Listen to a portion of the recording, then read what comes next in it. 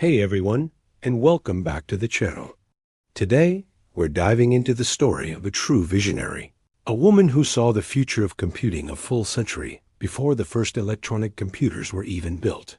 We're talking about Augusta Ada King, Countess of Lovelace, better known to the world as Ada Lovelace.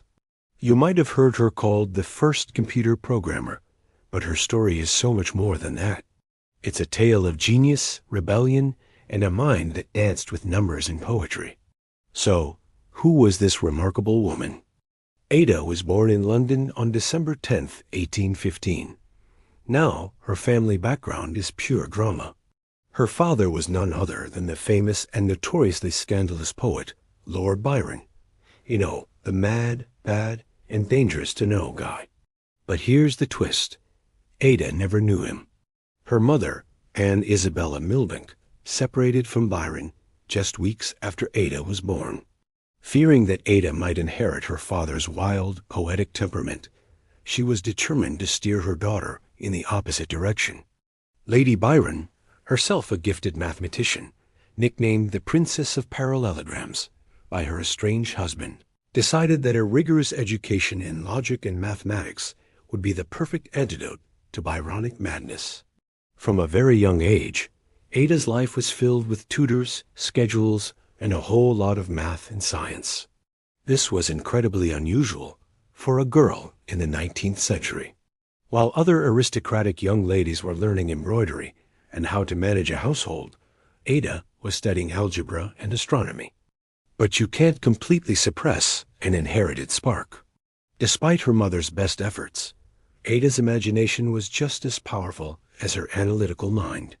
She called her approach poetical science.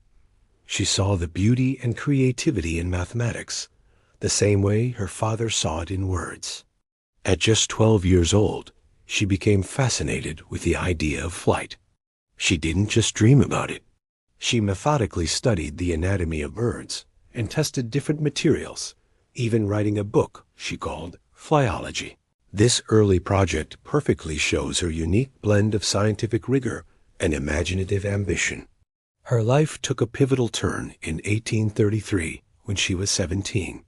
At a party, she was introduced to a man who would change her life, the brilliant mathematician and inventor, Charles Babbage.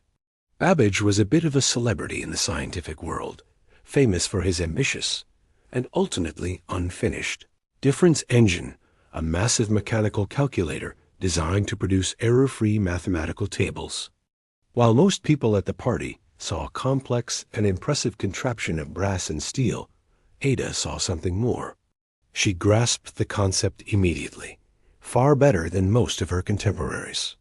This meeting sparked a lifelong friendship and intellectual partnership. They began a vibrant correspondence, exchanging letters filled with complex mathematical ideas, philosophical debates, and a shared passion for invention. A few years later, in 1835, Ada married William King, who soon became the Earl of Lovelace. She was now the Countess of Lovelace, juggling the responsibilities of being a wife and mother to 3 children with her intense intellectual pursuits. But her passion for mathematics never waned. The real breakthrough moment came in the early 1840s.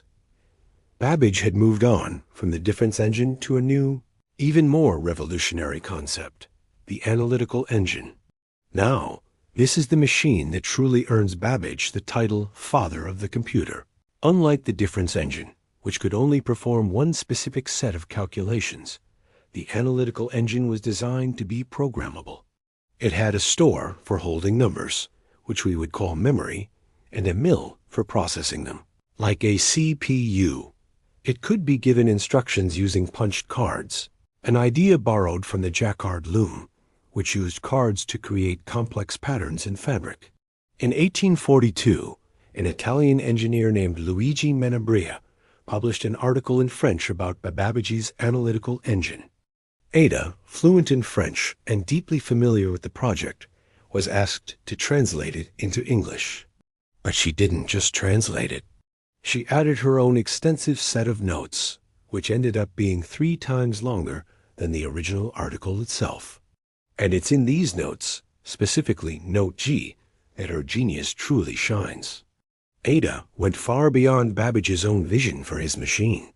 Babbage saw the analytical engine primarily as a powerful number cruncher, a tool for solving complex mathematical problems. Ada saw its universal potential. She realized that if the machine could manipulate numbers, and if other things like letters, musical notes, or images could be represented by numbers, then the machine could manipulate anything. She wrote, and I quote, that the engine might act upon other things besides number. Supposing, for instance, that the fundamental relations of pitched sounds in the science of harmony and of musical composition were susceptible of such expression and adaptations. The engine might compose elaborate and scientific pieces of music of any degree of complexity or extent. This is an absolutely mind-blowing concept for the 1840s. She was describing, in essence, the modern digital computer. She saw that it wasn't just a calculator. It was a general-purpose symbol manipulation machine. It could create music, generate art, and process language, not just solve equations. This leap from calculation to computation, from numbers to symbols, is Ada's greatest contribution. And what about the first programmer title? In Note G, Ada wrote out a detailed sequence of operations for the analytical engine to perform in order to calculate a series of numbers known as Bernoulli numbers. This step-by-step set of instructions is widely considered to be the very first published computer algorithm. It was a complex and sophisticated plan, demonstrating not only that she understood how the machine worked in theory, but how to actually make it perform a specific, complex task. She essentially wrote a piece of software for a computer that didn't even exist yet. Tragically, Ada's life was cut short. She suffered from poor health for much of her life, and in 1852, she passed away from uterine cancer at the age of 36, the exact same age as her father, Lord Byron. Babbage's analytical engine was never built in their lifetime. The engineering was too complex, and the funding too scarce for the Victorian era. It would take another 100 years for technology to catch up to their vision. For many years after her death, Ada's contributions were largely forgotten or overshadowed by Babbage's fame.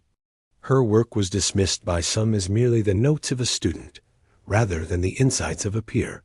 But thankfully, in the mid-20th century, with the dawn of the computer age, her work was rediscovered. Alan Turing, one of the pioneers of modern computing, referenced her notes in his own groundbreaking work.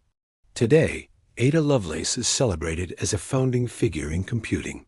Her legacy is a powerful reminder that innovation often comes from combining different ways of thinking. She brought together the logical rigor of mathematics and the boundless creativity of poetry to see a future that no one else could. She understood that technology isn't just about cogs and wheels or circuits and code. It's about what we can create with it. Her story is also a testament to the importance of education and mentorship for women in STEM. In a time when women are almost entirely excluded from scientific life, she broke through barriers, not just participating, but leading the way with her visionary ideas. In her honor, the second Tuesday of October is celebrated as Ada Lovelace Day, an international celebration of the achievements of women in science, technology, engineering, and math. So the next time you listen to digitally composed music, use a word processor, or see computer-generated art, take a moment to remember the Countess of Lovelace, the woman who, over 170 years ago, looked at a theoretical machine of brass and gears and saw in it a universe of digital possibility. She was a true poetical scientist, and her vision continues to shape the world we live in today. Thanks so much for watching. If you enjoyed this journey into the life of a tech pioneer, don't forget to hit that like button, subscribe to the channel, and ring the bell so you don't miss our next video.